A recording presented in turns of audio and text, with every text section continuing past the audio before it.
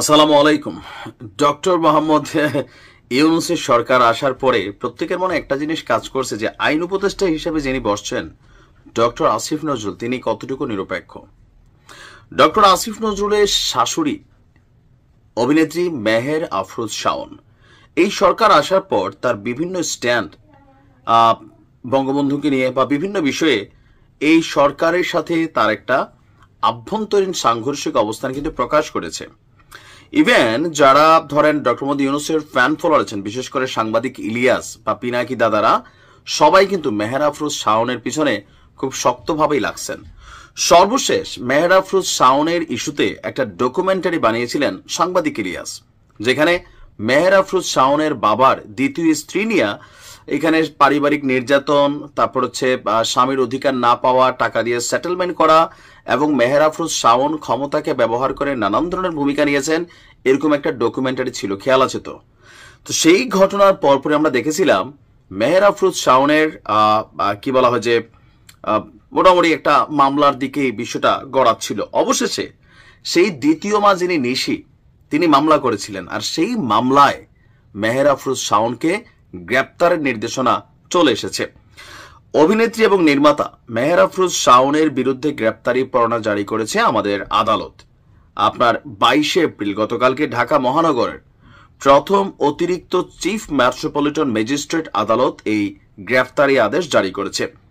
বাবা এবং মাকে শারীরিক নির্যাতনের অভিযোগে তার বিরুদ্ধে মামলা হয়।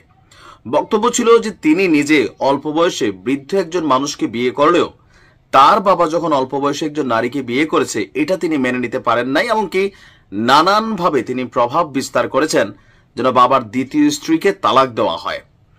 শাওনের দ্বিতীয় মা নিশি, তিনি বাদী হয়ে এই মামলাটি দায়ের করেছেন। মামলায় ঢাকা মহানগর পুলিশের গোয়েন্দা শাখার সাবেক প্রধান মোহাম্মদ হারুনুর রশিদ সহ মানে ডিবি হারুন সহ 12 জনকে আসামি করা হয়েছে। আদালতে হাজির হয়ে বাড্ডা থানার 2 পুলিশ সদস্য অভিযোগ স্বীকার করেছেন।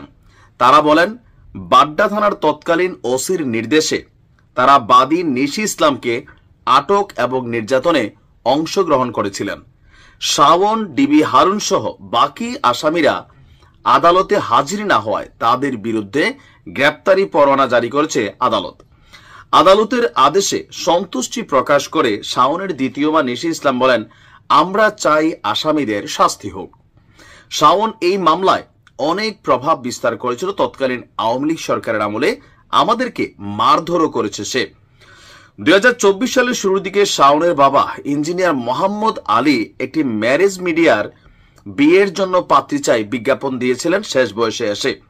সেই বিজ্ঞাপন থেকেই শাওনের দ্বিতীয় মা নিশির সাথে পরিচয় হয়। তো নিশি শাওনের বাবার তুলনায় অনেক ছোট বয়সে। এই ঘটনা জানার পর বাবার উপর শারীরিক এবং মানসিক নির্যাতন চালায় শাওন এবং তার পরিবার। এ সময় শাওন ও তার অন্যান্য ভাই বোনেরা ক্ষমতার প্রভাবে দ্বিতীয় মা নিশিকে 6 মাসের জেলেও পাঠান। তো এরপরে দীর্ঘদিন যাবৎ তিনি বিষয়টি নিয়ে খুব বেশি মুভমেন্টে যান নাই, বাট সরকার পতনের পর সাংবাদিক ইলিয়াসের কাছে একটা মেইল তিনি করেছিলেন, সেখান থেকে তিনি ডকুমেন্টারি করেন এবং পরবর্তী সময় তার বিরুদ্ধে মামলা দায়ের করা হয় শাওনের বিরুদ্ধে।